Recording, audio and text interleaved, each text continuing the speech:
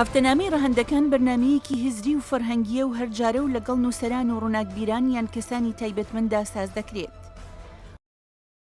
بەشێک لە شارەزایانی ئەمریکی و وڵاتانی خۆرئاوا ڕایان وایە کە داعش و ڕادیکالیزم تەنها هێزگەرێکی سەربازی کوشندنین کە تەنها لە ڕێگەی هەڵمەتە سەربازیەکان و ڕزگارکردنی ناوچەکانی ژێر دەسەڵاتیان کۆتاییان پێ بهێنرێت، بەڵکو داعش و ئیسلامیە توندڕەوەکان بەر لەوەی هێزێکی چەکداری بن هێزێکی ئایدۆلۆژی و بیر و باوەڕ ئامێزن. بۆ هەفتەنامەی ڕەهەندەکانی ئەم هەفتەیەمان میوانداری نووسەر و ڕووناکبیر و مامۆستای زانکۆ کاک عادل باخەوان دەکەین. ئەم کاتت باش کاک عادل. کاتت باش کاکاسۆ. زۆر سپاس. با لەو پرسیارەوە دەست پێ بکەین دەرەنجامەکانی شەڕی داعش و ئایا داعش بە پێسەندنەوەی شارێکی گەورەی وەکو مووسڵ داعش کۆتایی پێێت لە عێراقا یان داعش کۆتایی پێێت لە ناوچەکەدا؟ بێگومان ئەوەی کە گرنگە خودی داعش نییە وەکو ڕێکخراو، چونکە داعش ئەکرێت وەکو ڕێکخرا و کۆتایی پێبێت، بەڵام ئەو هەلومەرجە بابەتی کە داعشەکان دروست دەکات چی وەکو ئایدۆلۆژیا، چی وەکو ڕێکخرا و چی وەکو چینێک کە گزارش بکات لە هەلومەرجێکی کۆمەڵایەتی ئەوە گرنگە.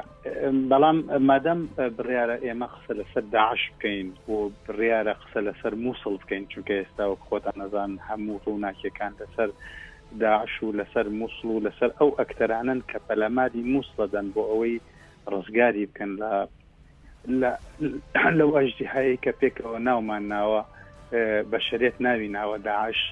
با ئێمە بگەڕێنەوە سەر ئەم ڕووداوە هەنووکەیە. من پێم وایە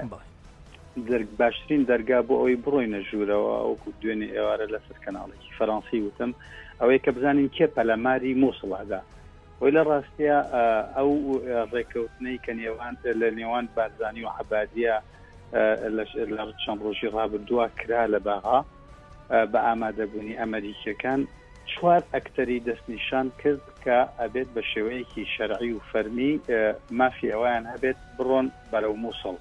بڕۆنە ناو جەنگی ڕزگارکردنی مووسڵەوە. ئەکتەری یەکەمیان بریتێ لە سوپای عراقی، ئەکتەری دومیان بریتێ لە هێزی پێشمەرگە، ئەکتەری سێهەمیان بریتێ لە هاوپەیمانێتی ئەنتەرناسیۆنال و ئەکتەری چوارهەمیشیان بریتێ لە ئەوەی کە بە فەڕەنسی ئەمە پێڵێن لە مۆبیلیزاسیۆن ناسیۆنال، یعنی با بڵێن ئەو هێزە سونیەی کە حەشتی وەتەنی حەشتی نیشتمانی کە تورکیا ئامادەی کردووە و مەشقی پێداوە و ئەو ئەکتەرانش کە ئەبێت دوور بخرێنەوە و پەراوێز بخرێن و نابێ بەشداری جەنگی مووسڵ بکەن، جەنگی ڕزگارکردنی مووسڵ بکەن. سیانن یەکەمیان تورکیا، هێزی تورکیا، دووهەمیان حەشتی شعبی کە من ناوێنم داعش بە ڤێرجنی شیعی، سێهەمیان پێکەکە. ئەم سیانە نابێت بڕۆنە ناو مووسڵەوە، بەڵام هەموو چاودێرەکان ئەوانەی کە لە دوور و نزیکەوە چاودێری هەلومەرجی عێراق و بارودۆخی عێراق و کێڵگەی سیاسی و عەسکەری و کۆمەڵایەتی عێراقەکەین و تەنانەت کێڵگەی جیۆستراتیژی عێراقەکەین، پێم وایە کۆدەنگین لەسەر ئەوەی کە سوپای تورکیا هەر ئەڕاتە ناو مووسڵەوە بە ڕەزامەندی و بەبێ ڕەزامەندی ئەمریکیەکان و عێراقیەکان و جێرکە لەگەڵ کیار بەلای کەمەوە ئەتوانێت لەگەڵ حەشتی نیشتمانیە بڕا کە خۆی پەروەردەی کردون، خۆی دروستی کردن، خۆی مەشقی پێکردون. ئەوەی دووهەم حەشتی شعبی داعش لە ڤێرژنی شیعە بمانەوە و نەمانەوە ئەوانش لەگەڵ ئەو شتەی کە ناومان ناوە سوپای عێراقی ئەوانش هەر ئەڕۆنە ژوورەوە، ئەڕۆنە ناو مووسڵ بۆ چونکە خۆی لە ئەساسە لە بناغەتە لە بناغەیە شتێکمان نییە بە ناوی سوپای عێراقی نیشتمانی ئەوەی کە هەیە ئەو سوپای عێراقی سوپایەکی ئایدۆلۆژی کۆنفیسیۆنەلە تائیفیە کە بڕبڕەی پشتی لە شیعە پێکاتوە. ئەگەر هەر هیچ نەبێت بەتی هەڵکێش لەنا ئەو سوپایە ئەگەر بە فەرمیش نەڕۆن بە نافەرمی هەر ئەڕۆنە ناو مووسڵ. ئەوەی کامێنێتەوە پێکەکە بە ڕەزامەندی و بێ ڕەزامەندی جێرکە، یعنی حکوومەت ئەکەی ئاڕژی حکوومەتی هەرێمی کوردستان یا ئەمریکیەکان ئەوانش هەر ئەڕۆنە ناو ئەتوانن هەموو دەفەتێکیان هەیە لە بەردەستیان نایە بۆ ئەی بڕۆنە ناو مووسڵەوە. بۆیە من لێرەوە دوو گریمانە ئەخەمە بەردەستی هەموو لای گریمانەیەک ئیمیدیات واتە هەر لە ئێستا و ئێرە لە ڕۆژی داهاتووی ڕزگارکردنی مووسڵە ڕوو ئەدات بە بۆشونی من. گریمانەی دووهەمیشان لەسەر کورتەمەودا ڕوو ئەدا. گریمانەی یەکەمیان کە لە ئێستا و ئێرە ڕوو ئەدا بریتێ لە جەنگی هەمووان دژ بە هەمووان لە وڵاتی لە نیشتمانی سونەکانە نیشتمانی سونەکان کە پایتەختەکەی مووسڵە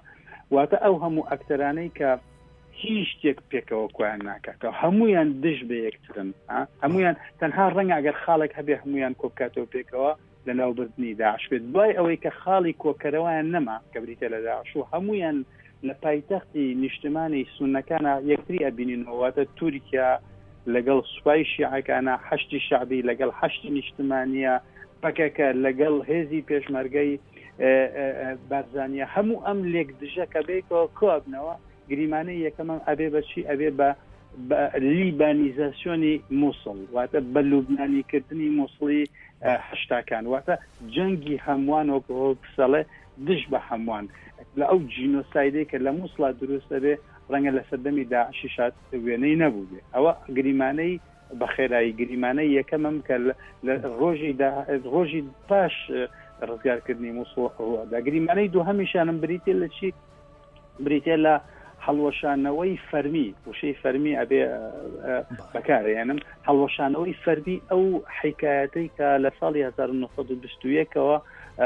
ئینگلیزەکان ناوێننا دەوڵەتی عێراق هەڵوەشانەوەی فەرمی ئەم دەوڵەتە بۆ چونکە هەموو ئاماژەکان کە لە بەغاوە دێن لە 2003 تا 2016 ئەوەیە کە ئەو نخبەیە ئەو ئێلیتەی کە دەسەڵات ئەبا بەڕێوە لە بەها کە ئێلیتێکی کۆنفیسیۆنێلی تایفی شیعەیە بە هیچ شێوەیەک ئامادە نییە هیچ بەشداریەکی تەندروست و ڕاستەوخۆ و بەهێز و ڕاستەقینەی سونەکانی عێراق لە حکم و لە دەسەڵاتە ببینێ و ئامادە نییە دەسەڵات بە هیچ شێوەیەک دابەش بکات لەگەڵ ئەوانە لە باشترین دۆخە لە باشترین هەلومەرجە ئەوەی کە ئەو ئێلیتە ئەوێت ئەوەیە بەشداربوونێکی کاریکاتورال یعنی با بڵێن کارتۆنی سونەکان کە خۆیان بەدەستی خۆیان دروستیان کردبێ ئەمە لە باشترین حاڵەتە ئەمە قوبوڵەکەنەوە هەمووشمان ئەزانین لە 2003 تا 2016 سونەکان بە هیچ شێوەیەک ئەمان قوبوڵ نەکردەوە هیچ هۆکارێکیش لە ئارایە نییە کە لە 2016 بە لە ئەوواتە لە پاش ڕزگارکردنی مووسڵ لە دەسەڵاتی وحشی گەرانەی داعش ئەم دۆخی هەژمونی ئێلیتی دەسەڵاتداری شیعە قوبوڵ بکەن و خۆشمان هەمومان ئاگادارین کە کوردەکان نەک هەر قوبوڵیان نییە تاکە شتێک کە ئێستا کوردستان ئەبەستێتەوە هەولێر ئەبەستێتەوە بە بەغاوە تەنها هینە ئەو بوارەیە کە پێوەری بواری دراوە لە دراو زیاتر هیچ شتێک بەغا بە هەولێر بە بەغاوە نابەستێتەوە بۆیە پێم وایە لە نزیکە مەودا گریمانەی دووهەمم ئەوەیە کە ڕزگارکردنی مووسڵ لە داعش ئەبێ بە سەرەتای کۆتایی هاتنی فەرمیانەی ئەو حکایەتەی کە ناومان نابوو عێراقی سیاسی و عێراقی دەوڵەت و عێراقی نیشتمان ڕەهەندەکان کردنەوەی دەواازەکانە لە دنیابینی و ڕوانینە جیاوازەکان بەڵێ لە هەفتەنامی ڕەهەندەکان و لەگەڵتانین بە میوانداری کاک عادل باخەوان کاک عادل هەڵبەت لەو شیکاریەی کە پێشتر باست کرد بۆەوەی کە لە دوای ڕوخانی داعش یان لە دوای وەدەرنانی داعش ڕەنگە کۆمەڵە گریمانی زۆر سەخت بێتە ئاراوە لە جەنگی هەمووان دژی هەمووان یان هەر لەناو مووسڵا ئەو گریمانەیە ڕووبدات ئەمێ بازەوە بکەم داعش و کاریگەری داعش و کاریگەری تیرۆر لە عێراقا چەند توانیوێتی هێزگەلێکی دژبەر بە یەک هێزگەلێکی مەذهبی یان هێزگەلێکی دژبەری ئاینی بە یەک دروست کات و ئەم هێزانە تا ڕادەیەکی بێ سنوور توندڕەویان ئەنجام داوە لە عێراقا ئایا ئەم هێزانە لە دوای داعش لە دوای نەمانی ئەو دوژمنە هاوبەشە ئەو هێزانە وەک خوانەمێنەوە یان ئەبێتە ئەو هێزەی کە دەدوایە ڕەنگە شەڕی هەمووان بێ دژی هەمووان داعش خۆی لە ڕاستیە کاکە ئاسۆ داعش هیچ نییە یەکێک لە دەرەنجامەکانی ئەو هەلومەرجە سیاسی و کۆمەڵایەتی و ئابووری و ئەخلاقی نەبێت کە لە 2003 بەولاوە دروست بووە ئەم یەکێکە لە دەرەنجامەکان ئایا ئەو هەلومەرجە بابەتیە کۆتایی پێ دێ کە داعش یەکێکە لە دەرەنجامەکانی و لە 2003 لە 2003 بەردەوامە و داعشی دروست کردووە بە تەوابوونی داعش بێگومان نەخێر بۆیە پێم وایە ئێمە هەڵەیەکی گەورە ئەکەین ئەگەر پێمان وابێ بە کۆتایی هاتنی داعش وەکو ڕێکخرا و وەکو گروپ وەکو ئەوەی کە خۆیان ناوێن لە خۆیان ناوە خلافەتی ئیسلامی دیاردەی تیرۆر لە عێراقا کۆتایی پێدێ بە پێچەوانەوە کۆمەلگای ئێمە هەر سێ کۆمەلگاکە کۆمەلگای کوردی کۆمەلگای سونی کۆمەلگای شیعی هەمومان لێوان لێوین لە فکری داعش لە سایکۆلۆژیەتی داعش لە کەسایەتی داعش تەنانەت داعش لە ڤێرژنە ئەلمانیەکەیشە لە چاپە ئەلمانیەکەیشە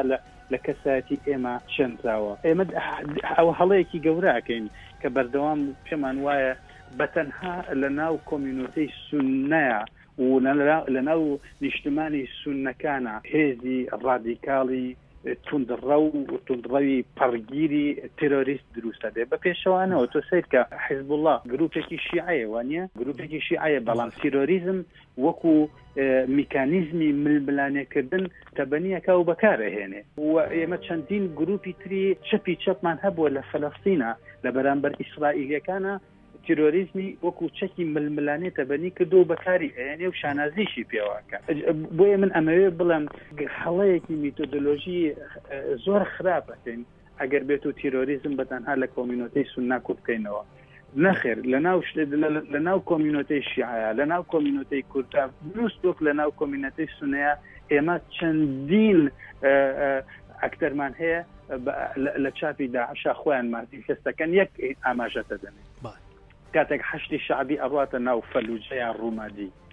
هەمان ئەو بربەرێتە بەرهەم نایەنێتەوە کە داعش لە ناو مووسڵا بەرهەمی هێنا بێگومان ناتوانین بڵین نەخێر چونکە سەدان گەواهی نامەمان هەیە سەدان دۆکیومۆنتمان لەبەردەستە دۆکیومۆنتی ڕاستکراوە واژووکراو لەلایەن چەندین ئۆرگانیزمی ئینتەرناسیۆنالەوە کە ئەو وەحشیەتەی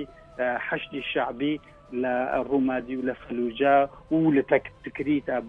بەرهەمی هێناوە هیچیان کەمتر نییە لە وحشەتی داعش لە ناو مووسڵا ئەوە لەلایەک تریش لەبیرمان خۆمانمان لەبیر نەچێت ئێمەی کورد کۆمەلگای کوردی باوا نەزانین کە لووتکەی لێبوردەی و یەکتر قوبوڵکردن و دوورە لە تیرۆریزم بەپێچەوانەوە تیرۆریزمی عراقی لە ساڵی 2001 لە کوردستانی عراق لەدایکە بێت لە کوردستانی عراقەوە ئەکشێ بۆ ناوچە سونیەکان و بۆ شارەکانی تری عراق بۆیە نەخێر بەختی وەڵامت بەمەوە بە کۆتایی هاتنی ڕێک داعش وەک ڕێکخرا و ئەو هەلو مەرجە کۆتایی پێ نایەنێ کە سەدان داعشی تر بکرێت تونترمان بۆ دروست بکە بەڵێ هەڵبەت هەر لەو پرسیارەوە کاک عادل ئەمێ باس دەوە بکەین کە کاریگەریەکانی ئەم فۆرمە نوێی جیهاد لەسەر بەشێکی زۆری ڕاوتە ئیسلامەتون ڕەوەکانی وەک قاعیدە و سەلەفیەکان و ئیخوانەکان لە جیهاندا بەگشتی نەک هەر داعش بگرە ئەو ڕاوتە ئیسلامیە بە شیعە و بە سوننە و بە زۆرێک لە ڕاوتە جیاجەکانەوە هەمووی کاریگەری ئەمە لەم مۆدێلە تازەیی کە ئێستاکە جیهاد گلۆبالیزەبوونی جیهاد فۆرمێکی دیکەی گلۆبالیزەبوونی جیهاد نییە لە ئێستاە بێگومان فۆرمێکی نوێی گلۆبالیزە جیهادی ئەوەی من ناوێنێم ئەنتەرناسیۆنال جیهادە ئەنتەرناسیۆنال جیهاد نەوەیەک ئەیبن بەڕێوە کە لە دابڕانێکی ڕادیکاڵان نەک بەتەنها لەگەڵ ئیسلامیزما وەک ئایدۆلۆژیا و وەک ڕێکخرا و وەک بزوتنەوە بەڵکو لە دابڕانیشان لەگەڵ مێژووی 1400 ساڵەی ئیسلامیشە ئێمە یەکێک لە گرفتەکانی ئێمە کاک ئاسواتانی بریتێ لەشی بریتێ لەوەی کە کاتێک قسە لە تیرۆریزم و لەم فۆرمە نوێیە گلۆبالیزەکراوەی تیرۆریزم ئەکەین بەداخەوە لەبەر ئەوەی کە خاڵین لە میتۆدۆلۆژیە ئەکادیمیەکان بەداخەوە لەبەر ئەوەی کە ئێمە جدیەتمان نییە لە خوێندنەوەی داتاکانە و لە خوێندنەوەی ئەو واقعانەی کە خۆیان بە ئێمە نیشانەدەن و بەداخەوە لەبەر بەشێکی تریشمان لەبەر ئەوەی کە لەژێر هەژمونی ئایدۆلۆژیایی جیاوازین نامانەوێ میتۆدۆلۆژی ئەکادیمیەکان بەکار بێنین بۆ خوێندنەوەی داتاکان لێرەوە دێن چیەکەین دێن هەموو داتاکان پێکەوە تێکەڵەکەین لێرەوە دێن هەموو واقعەکان پێکەوە تێکەڵەکەین بە من دوو نمونەت بەمێ ئیسلامیزم هەرگیز بریتی نییە لە فۆندامۆنتالیزم هەرگیز بریتی نییە لە نێو فۆندامۆنتالیزم نێو فۆندامۆنتالیزم هەرگیز بریتی نییە یەکسان نییە بە تیرۆریزم وەک تیرۆریزم یەکسان نییە بە هیچ یەکێک لەو کۆنسپتانەی کە من ئێستا ئاماژەم پێدان بەڵام لەبەر هەموو هۆکارانێک کە پێشتر کەمێک پێشتر ئاماژەم پێدان ئێمە بەداخەوە هەموو ئەمانە تێکەڵ بە یەکتریەکەین کە هەموو ئەمانەمان تێکەڵ بە یەکتری کرد بێگومان ئەکرێ خزمەتی ئایدۆلۆژی گروپێکی کۆمەڵایەتی بکە، ئەکرێ خزمەتی بەرژەوەندێ سیاسیەکانی حیزبێکی تایبەت بکە یا ئەکثەرێکی سیاسی بکە، بەڵام گوێم لێ بگرێت کاکاسۆ بە هیچ شێوەیەک خزمەتی بەرهەمێنانی معریفەی بێلایەنانە معریفەی بابەتیانە لەسەر واقع وەک ئەوەی کە هەیە ناکات. یعنی من چ تاوانێکی ئەکادمی ئەەکەم کە بێم چی بکەم، بێم یەکگرتووی ئیسلامی و نەهەزەی تونس یەکسان بکەم بە القاعدە لەگەڵ داعشە. ئەکرێت مەڵام ئەمن ئەمانە وەکویەکن ئەگەر من بڕیار وایە چالاکوانێکی کۆمەلگای مەدەنی بوومایە یا وەکو ئەندامی حیزبێکی دش بەم دوو حیزبە قسەم بکردایە بۆ هەندێک بەرژەوەندی سیاسی، بەڵام ئەگەر ئەکادمیەک ئەمە بکە ئەمە یەکێکە لەو کوفرانەی کە ناکرێت لێ قبوڵ بکرێت، چونکە ئینسانی ئەکادمی بەش مرۆڤی ئەکادمی جیاوازی چیە لە نێوان سیستمی ئیمان و سیستمی زانستە. ئیمان کاتێک کە حیز کەسێکی حیزبی ئەڕاتە ناو سیستمی ئیمانەوە چاوی داخە و کۆمەڵێک بەڵگەنەویست بەردەوام بەرهەمهێنێ، بەڵام کە تۆ ڕۆشت ناو سیستمی زانستەوە لە ناو سیستمی زانستە ئەبێ گومان لەسەر ئەو بەڵگەنەویستانە دروست کە یەکێک لە بەڵگەنەویستەکان لە یادەوەری کۆلێکتیڤی بەشێکی زۆر لە حیزبەکانی ڕۆژهەڵاتی ناوەڕاستە بریتێ لە چی بریتێ لەوەی جیاوازی نییە لە نێوان ڕاشد غەنووشی و سەلاحەدین بەهادین لەلایەک ئەیمان زەواهیری و ئەبوو بەکری بەغا لەلایەکی لە کاتێکە جیاوازی نێوان ئەم دوو ئەم چوار ئەکتەرە دوانیان لەلایەک و دوانەکەی تر لەلایەکی تر ڕێک بەقەدەر جیاوازی نێوان ڕاستی ڕاست و چەپی چەپ لە فەڕەنسایە. ئەم بەرنامەیە تایبەتە بە تۆڕە کۆمەڵایەتیەکان و ئاسۆجەبار لە دەنی ئەمریکاوە پێشکەشتانی دەکات. هەڵبەت لەگەڵ بروس هۆفمانە لێرە لە چاوپێکەوتنیەکەمدا باسمان لەوە کرد ئەو هەم نووسەر و خاوەنی چەندین کتێبە لەبارەی تیرۆر و پرۆفیسۆر و بەڕێوەری زانکۆی جۆرجتاون لە واشنگتن یەک شتی زۆر گرنگی وت ئێستاکەمی بچمەوە سەری بەهەڵەیانە چوو ماڵەیە هەرچەند ئێستاکە داعش هەڕەشە سەرێکەکەیە هاوکات کێشە و گرفتەکانی ڕۆژهەڵاتی ناوەڕاست دنیایەکە ڕەشەن وەک جیهادیەکان و بەرەی نووسرە و بە هەماشیەوە میلیشیا شیعەکان بەداخەوە کە داعش هەڕەشەیە بۆ هەر کەسێک هاوکات ئەمانە بەرهەمهێنەری توندوتیژی زیاترن هەتا ئەگەر داعشش لە ناوچێت لە توانادایە ئەم دۆخە هەر بەردەوام بێت کەواتە ئەو دۆخە ئەو قەیرانە گەورانی کە ڕۆژهەڵاتی ناوەڕاستە هەر بەردەوامێ بە بوونی داعش و بەنەبوونی داعش بەڵام ئەو باسیش لەوەکە کە چەندین ڕێکخراو گەلی دیکە هەن کە ڕەنگە لە دایک بن لە دوای داعشیان لە سەروەختی شەڕی داعشیش خۆیان بێگومان ئەوەی کە ئەو هاوکارە ئاماژەی پێداوە یەکێکە لە ڕەگەزە بەهێزەکانی دروستکردنی زەبروزەنگ لە ڕۆژهەڵاتی ناوەڕاستە واتە ئێمە تا ئەو ساتە وەختەی کە واز لە قەیرانەکانی ڕۆژهەڵاتی ناوەڕاست بێنین وەک ئەوەی کە هەنوو ئیشمان کاڵم ئێمە مەبەستم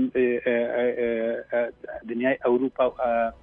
ڕۆژئاوایە بە شێوەیەکی گشتی ئیشمان تەنها ئەوە بێ کە ئیدارەی ئەم قەیرانانە بدەین بەبێ ئەوەی پرۆژەیەکی جدی پێشکەشکەین بۆ چارەسەرکردنیان بۆ نمونە قەیرانی نێوان فەڵەستین و ئیسرائیلەکان بۆ نمونە قەیرانی نێوان گەلی سووریا و دەسەڵاتی سووریا لەلایەکی تر بۆ نمونە ئەوەی کە لە لیبیا ڕوئەدا ئەوەی لە یەمەنا ڕوئەدا ئەوەی لە بەحرەینا ڕوویدا ئەوەی لە میسرا ئێستا ڕوویدا ئەو جینۆسایدی برایانی موسڵمان کە لە میسرا لە ژێردەستی ژەنەڕاڵ سیسیا ماریشەڵ سیسیا ڕوئەدا و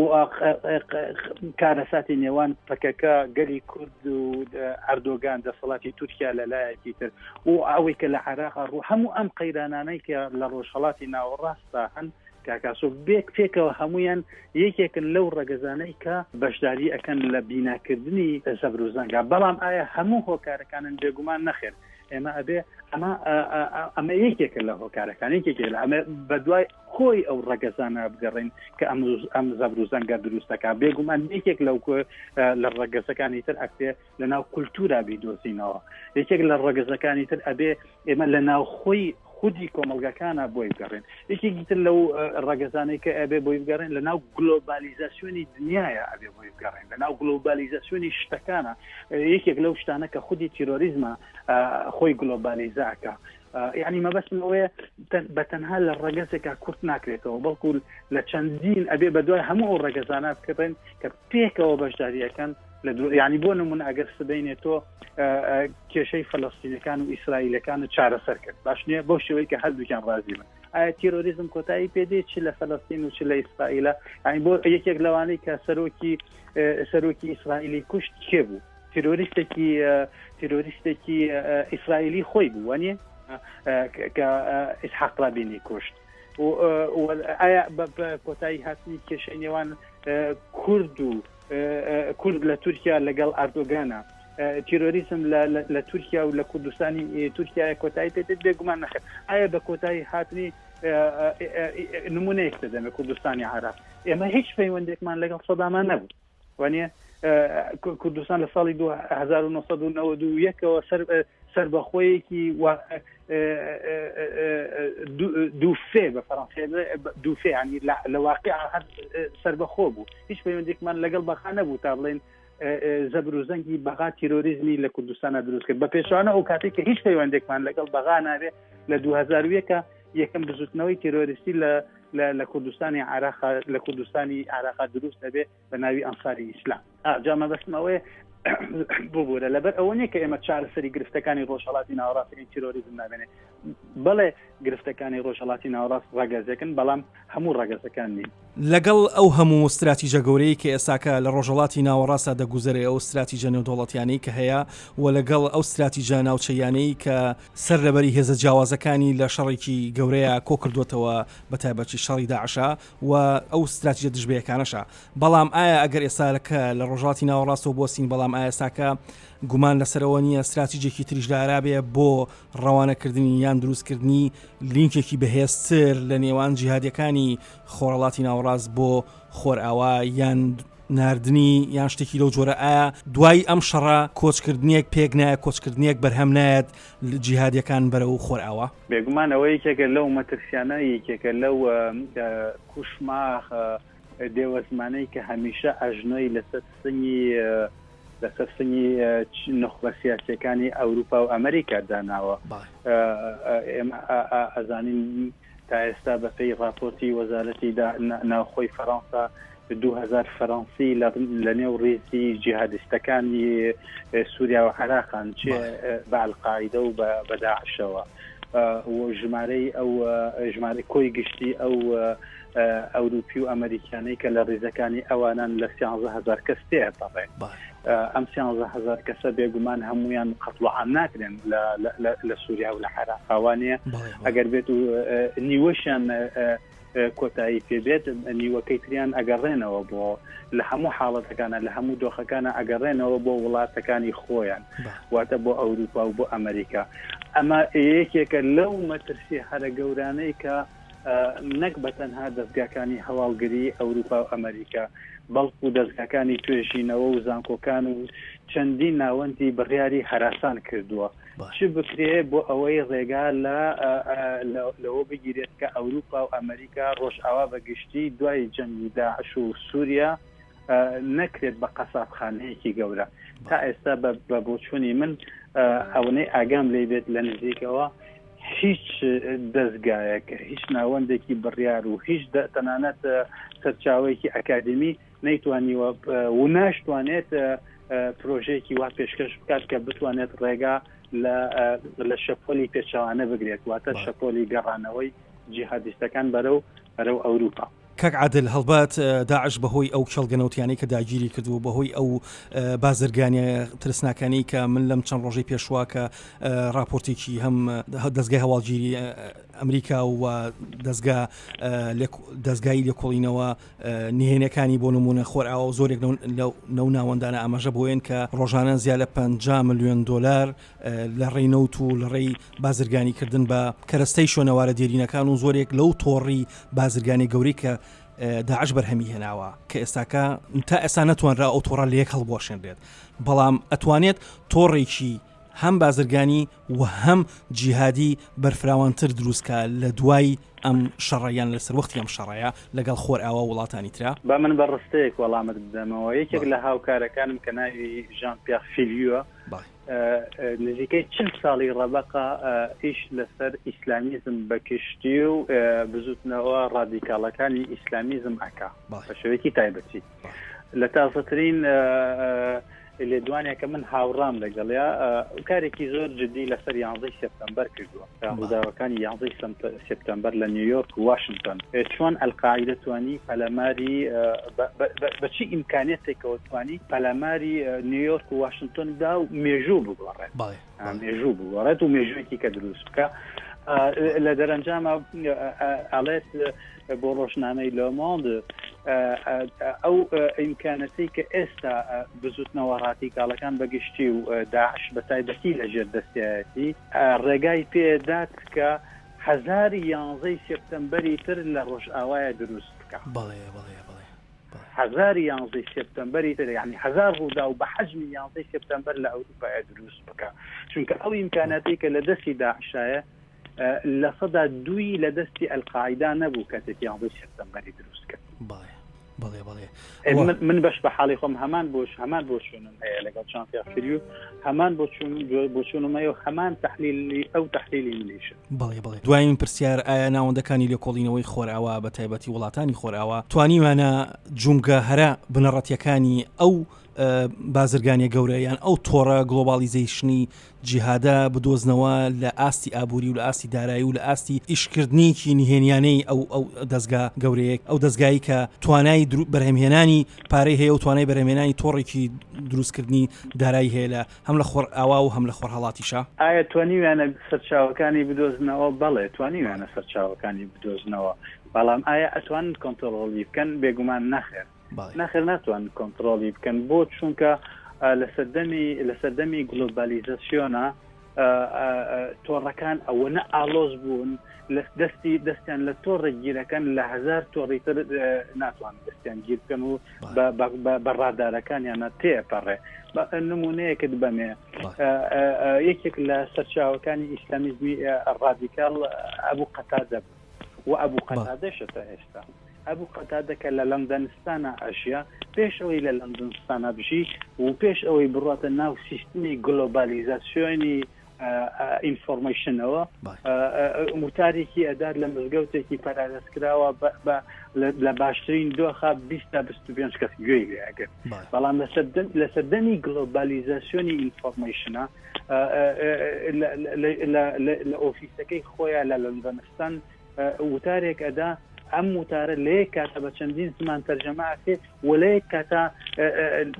بە ملیۆنەها بەشەر ئەتوانی گوێی لێ بگرن واتە ئەتوانی ڕاستەوخۆ و مخاطبەی ملیۆنان بەشەر بکە